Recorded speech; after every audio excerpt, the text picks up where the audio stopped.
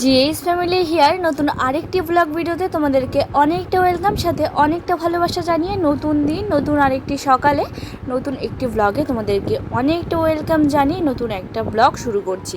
আশা করছি রোজকার মতো এই ভিডিওটা তোমাদের কাছে বেশ ভালো লাগবে। তো আজকে তারিখ হচ্ছে 24শে জুলাই 2024, আর আজকে বার হচ্ছে কিন্তু বুধবার। সকলকে অনেকটা ওয়েলকাম জানিয়ে সকলের ভালোবাসা আর আশীর্বাদ নিয়ে নতুন একটি ব্লগ শুরু করছি। তো চলো, এদিকে দেখো সকাল সকাল ঘুম থেকে উঠে গেছে, জানো তো। ঘুম থেকে উঠে দেখছি ওই হালকা একটুখানি ফিরফির করে বৃষ্টি পড়ছিল, যে বৃষ্টির জন্য মানে একটুখানি কেমন বলবো, যখন বৃষ্টিটা জোরে হয় তখন কিন্তু কাদা টাদা এসব ধুয়ে নিয়ে চলে যায়। আর যখন এই হালকা ফিরফির করে বৃষ্টি হয় তখন দেখবে একটা কাদা কাদা ভাব, কেমন একটা ছিপছিপে একটা ব্যাপার, একটা খিটখিটে ব্যাপার একটা কিন্তু চলে আসে। তো সেই রকমই একটা সকালে আর কি ব্লগটা শুরু করছি। আর সত্যি বলতে ঝাড় দিতে গিয়ে অনেক জায়গায় পা ডেবে যাচ্ছিলো, জানো তো। মানে এই বৃষ্টি হলে এই এক অসুবিধা, এরকম পাটা একদম মাটিতে একদম ডেবে ডেবে যায়, ভালো লাগে না। এর চেয়ে ভালো একদম একদম ঝরঝর করে বৃষ্টিটা হয়ে যাবে, সেটা বেশ ভালো লাগে। তো এদিকে দেখো সকালবেলা ঝাড়ঝাটা দিয়ে নিয়েছি, আর আজকে উঠেছিও একদম সময় মতো। তো যেদিন একটুখানি সময় করে ওঠা হয় সেদিন কিন্তু কাজগুলোকে সবটা সেরে নিয়ে বাকি দিকগুলো সামলানো যায়। কিন্তু ওই যে একটুখানি সকালবেলা খুব আলসি লাগে, মানে এত আলসি লাগে যে তোমাদেরকে কী আর বলবো। তো ঝাড়ঝাটা দিয়ে নিয়ে তারপরে দিকে দেখো নোছা দিতে চলে এসেছি। তো প্রথমে তুলসী মন্দিরটাকে এখনও ধুয়ে দেইনি, এমনি শুধু নোছাটাকে দিয়ে দিলাম। তুলসী মন্দিরটা পরে না হয় ধুয়ে দেবো আর কি। তো চলো, তুলসী মন্দিরটাকে ভালো করে মানে তুলসী মন্দিরের নিচে ভালো করে নোছা দিয়ে, উঠানের মাঝখানে নোছা দিয়ে একদম ড্রেসটাকে চেঞ্জ করে রান্নার দিকে যাওয়া যাক আর কি। তো এদিকে রান্না বান্নার দিকে চলেই গেছি, ভাত বসিয়ে দিয়েছি, ভাতটা নেমেও গেছে অলরেডি। তো তারপরে এখানে দেখো চলে আসলাম হলো পুঁই পাতা তুলে নিতে, করবো হলো পুঁই পাতার চপ, মানে বড়া। আর তোমাদের একটুখানি শেয়ার করে দেবো যে কীভাবে করি, পুরোটা শেয়ার না করলেও রেসিপিটা কীভাবে তৈরি করতে হয় সেটা তোমাদেরকে আজকে দেখিয়ে দেবো। তো জাহ্নবীকে বলেছিলাম যে পুঁই, একদিন ফোন করেছিল যে কি রান্না হচ্ছে, তো ও বলেছিল যে আমি বললাম যে পুঁই পাতার বড়া, মানে রেসিপির সাথে এটা ছিল আর কি, মেনুর সাথে এটা ছিল সেদিন। তো বললো এটা আবার কিভাবে খায়। তো এই যে একদম যে কচি কচি পাতাগুলো রয়েছে সেগুলোকে নিয়ে নিতে হবে, তারপর গরম জলে এটাকে একটুখানি রাখতে হবে আর কি, ভাপিয়ে নিলে ভালো হয়। আর যেহেতু এদিকে ভাত নেমে গেছিলো সেই জন্য ভাতের মাড়ির মধ্যে আমি এটা দিয়ে নিয়েছি। আর এখন এটা সুন্দর করে ভালো পরিষ্কার জল দিয়ে আমি কিন্তু এটা ধুয়ে নেবো। আর গরম জলে যদি মানে ভাপিয়ে নেওয়া হয় তাহলে ধোয়ার আর দরকার নেই। তো এইদিকে দেখো আমি সুন্দর করে ধুয়ে নিয়ে এসেছি, ধুয়ে নিয়ে এসে একটা বাটির মধ্যে প্রথমে পুঁই পাতাগুলোকে দিয়ে নিলাম। আর এদিকে নিরামিষ করে করতে চাইলেও করতে পারো, এমনি পেঁয়াজ দিলে একটুখানি পেঁয়াজি ব্যাপারটা আসবে, সেটা বেশ ভালো লাগে। তো এদিকে দেখো আগে আমি এমনি করতাম, একদিন করেছিলাম পেঁয়াজ দিয়ে, সেদিন থেকে বড়মশাই বললে যে পেঁয়াজ দিয়েই করো। তো লঙ্কা কুচি সাথে পেঁয়াজ কুচি দিয়ে নিয়েছি। আর প্রথমে কিন্তু একদম জল দেওয়া যাবে না, কারণ পুঁই পাতাটাকে একটুখানি ভাপিয়ে নেওয়ার জন্য কিন্তু পুঁই পাতার মধ্যে থেকে অনেকটা পরিমাণে জল বেরিয়ে আসবে। তো প্রথমে সেই জলটা দিয়ে দেখতে হবে যে কেমন কী। আর যদি প্রথমেই আমরা জল দিয়ে মিক্স করতে শুরু করে দিই তাহলে জল জল হয়ে যাবে, খেতে খুব একটা ভালো লাগবে না। বাস এইভাবে মিক্স করে নিলেই হয়ে যাবে। আর তোমরা যদি চাও জিরে গুঁড়ো, ধনে গুঁড়ো এসব চাইলে দিতে পারো। তোমরা যদি কোনো মশলা অ্যাড করতে চাও সেটা করতে পারো। তো এই যে একটা ফিরফির করে বৃষ্টি হচ্ছিল, সেই জন্য কিন্তু ওর বাইকটা বাইরে রাখা ছিল, একটুখানি ভিজে গেছিলো আর কি। যেদিন আমি দেখেছি যে এই বর্ষাকালে যেদিন বাইকটাকে বের করবে ঠিক সেদিন বৃষ্টি হবে, আর যেদিন ভেতরে রাখবে সেই দিন আর বৃষ্টি হবে না আর কি। তো চলো, ওকে এখন একটুখানি টাটা করে দিতে চলে আসলাম। এটা বিয়ে 3 বছর ধরে একই নিয়ম চলে আসে, ওই রোজ ওকে একটুখানি এখান থেকে এগিয়ে দেওয়া আর কি। যতই কাজ থাকুক না কেন সব কাজ ফেলে সব গোছানোর আগে ওকে একটুখানি ছাড়তে আসি বাইরে, এইটুকুই।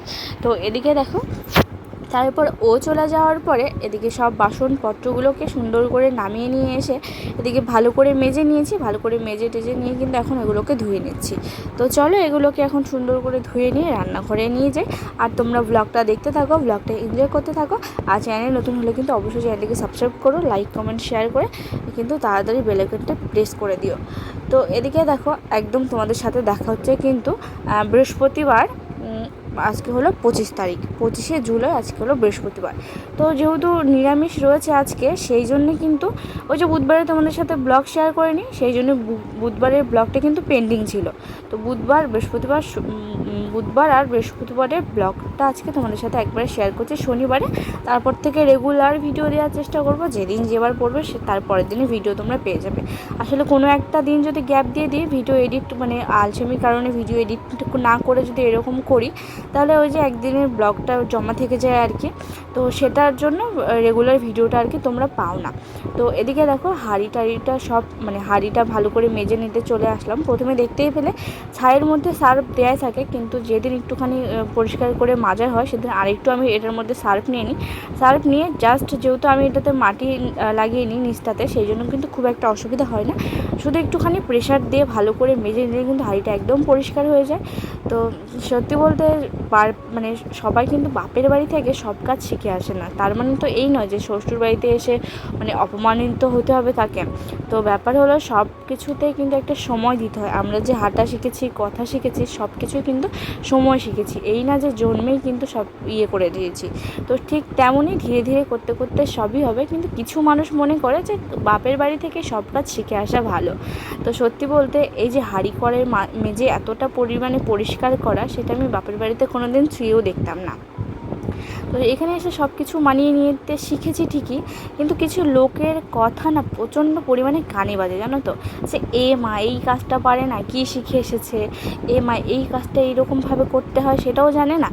আসলে আমি যত কিছু কাজ শিখেছি, বলবো না যে কারো মানে কেউ হাতে ধরিয়ে শিখিয়েছে বা কারো আমি নিজের মানে একটা কথা হলো নিজের ছন্দে কাজ করতে বেশি ভালোবাসি, জানো তো। যে এটা এইভাবে ঠিক করলে হয়তো ঠিকভাবে হয়ে যাবে। আর যদি আমার কোথাও কোনো জায়গায় গিয়ে অসুবিধা হয়, তাহলে আমি চেষ্টা করি যে কারো কাছ থেকে শিখে নেওয়ার। এই না যে আমি ভুল করে বসবো, যেটা মনে হয় যে ঠিক আছে চেষ্টা করি করা যাবে, কিন্তু যেটা ধরো একটুখানি বেশি কিছু, তো সেটা আমি কখনোই একা একা করার চেষ্টা করি না। আগে শিখে নিই, বা কারো মুখে জাস্ট আমি যদি শিখে নিই যে এটা এরকম এরকম করে করতে হয়, তাহলেই হয়ে যায়। আর কিছু কাজ যেগুলো আছে, যেগুলো দেখে শিখতে আমি বেশি পছন্দ করি। আর কেউ যদি এসে বলে যে এরকম কাজ করতে হয় না, এইভাবে করতে হয় না, তাদেরকে আমি একদম পছন্দ করি না। তো এদিকে দেখো যেহেতু জ্বালানিগুলো প্রায় মানে যে বাঁশের যে বাতাগুলো হয়, তো সেগুলো কিন্তু প্রায় শেষের দিকে। তো সেই জন্য আমাদের যে আম গাছ কাটা হয়েছিল কয়েকদিন না কয়েক মাস আগে, তো সেই আম গাছের ডালগুলো কিন্তু বড়মশাই কেটে দিচ্ছিল। তো কোথায় যাচ্ছি ভাবছো তো হঠাৎ করে। তো আজকে হলো আমার বেস্ট ফ্রেন্ডের বার্থডে। তো একটা জিনিস নিশ্চয়ই খেয়াল করলে, এই এতদিন হয়ে গেল আমি চুলে বেনুনি করাটাও শিখিনি, জানো তো। স্কুলের নিয়ম ছিল দুদিকে দুটো বেনুনি করে নিয়ে যাওয়া, ক্লাস 8 থেকে শুরু হয় সম্ভবত। ক্লাস 8 to 10 3টা বছর প্রত্যেকটা দিন আমি ঠাম্মার কাছে গিয়ে চুলটাকে বাঁধতাম। কোনো দিন চেষ্টাও করিনি যে বেনিটাকে ঠিকঠাক করে বাঁধার।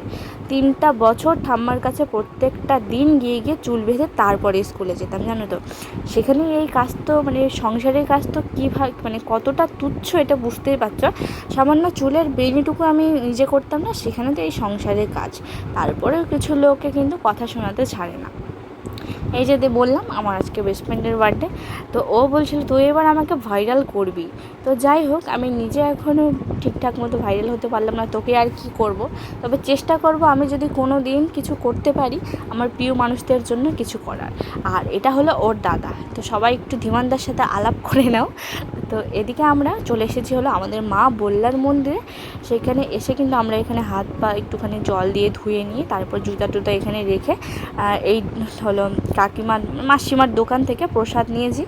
আর একটা ডালার মধ্যে 3টা প্রসাদ নিয়েছি আর কি, কারণ ডালাপতি আবার এক্সট্রা করে চার্জ লাগে। তো সেই জন্যে আর এখানে দেখো আমি প্রথমে ফুলটাকে বেঁধে নিয়েছিলাম, আর তারপরে ধীমানদা আর জাহ্নবী কিন্তু ফুলটাকে বেঁধে দিল। তো আমরা আসার একটুখানি আগে এখানে পুজোটা শুরু হয়ে গেছিলো, অঞ্জলিটা আমরা দিতে পারিনি। আর এদিকে দেখতেই পাচ্ছ কী পরিমাণে ভিড় রয়েছে। আজকে ছিল নাগপঞ্চমী, না হলে এমনি নর্মাল দিন শুক্রবার ছাড়া সেরকম খুব একটা ভিড় হয় না আর কি। তো এদিকে দেখো এই বললার এই চারিপাশটা এখানে, আর এই মন্দিরেই কিন্তু আমরা বিয়ে করেছিলাম। মানে যেবার ও আমাকে বাড়ি থেকে নিয়ে এসেছিলো সেইবার কিন্তু এই ঠাকুরমশাইকে দিয়েই করা হয়েছিল। তো পুজো টুজো দিয়ে নিয়ে আমরা চলে যাচ্ছি একটুখানি খাওয়া দাওয়া করে নিতে। আর তোমাদেরকে একটা কথা বলে রাখি, অনেকেই বলবে হয়তো যে মায়ের পুজো দিয়েই নিয়ে গিয়ে মানে বিরিয়ানি খেতে বসেছে, এটা কিন্তু ঠিক না। তোমাদেরকে আমি আগেই জানিয়ে রেখে পুরোটা বলছি। তার আগে আমি কিন্তু আগেই বলে দিলাম তোমরা কেউ কিছু বাজে কমেন্ট করবে না কিন্তু। তো এদিকে আমি অনেক চিন্তায় ছিলাম যে ওকে কী গিফট করা যায়, যেহেতু কি বলবো, এসব অন্যের বেলায় না, মানে অন্য কেউ হলে ব্যাপারটা আলাদা, যে একটা চকলেট গিফট করে দিয়ে এটা অনেক কিছু হয়, কিন্তু ওর ক্ষেত্রে আমি বুঝতে পারছিলাম না যে কী গিফট নেব। তো বেস্ট ফ্রেন্ড হলেও আমরা দুজনকে জিগরিওয়ালা বলতে বেশি পছন্দ করি। তো সেই জন্য ওর জন্য একটা কেক নিয়েছি, আর কেকের মধ্যে জিগরিওয়ালা লিখেছি, একটা ফ্রেন্ডশিপ টাইপের কেক ছিল। আর যার কাছ থেকে নিয়েছি সে কিন্তু ভীষণ সুন্দর কেক বানায় আর দারুণ খেতে ছিল। তো এদিকে দেখো, ধীমানদাকে আমি বলেছিলাম এই ঝাড়বাতি টাইপস এটা নিয়ে আসতে, এটার নাম আমি ঠিকঠাক জানি না। তো ধীমানদা 4টা নিয়ে এসেছিলেন। আমি বলি, তুই কি আগুন, মানে দোকানে আগুন লাগাবি, এরকম তোর কোনো মানে প্ল্যান আছে? তো এই যে ফার্স্ট বাইটটা আমার প্রাপ্য ছিল।